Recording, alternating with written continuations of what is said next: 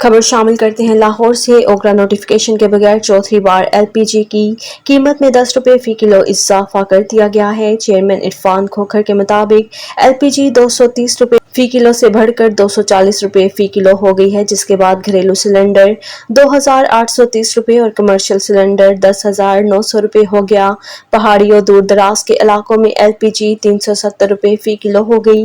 घरेलू सिलेंडर 4130 और commercial cylinder 15,890 रुपये हो गया, जबकि सरकारी कीमत 177 रुपये फी किलो और घरेलू सिलेंडर 2092 रुपये मुकर्रर है। चेयरमैन इरफान खोखर ने कहा है कि गैस माफिया का हुकूमत और ओगरा का खुल्लम खुला चैलेंज है। मुल्क भर में सरकारी कीमत पर LPG की अदम फरोख्त है, जबकि गैस माफिया गरीब आवाम को लूटने में मसरूफ हैं।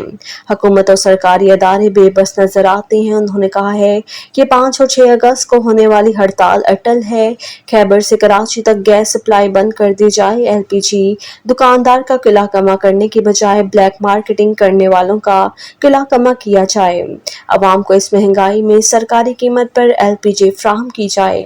चेयरमैन LPG एसोसिएशन का कहना था कि सरकारी अदारा SSGC ब्लैक मार्केटिंग में पहले नंबर पर है। मुल्क में गैस दस्तयाब है और नाजायज मुनाफाखोरी के लिए मसनूई किल्लत पैदा की गई है।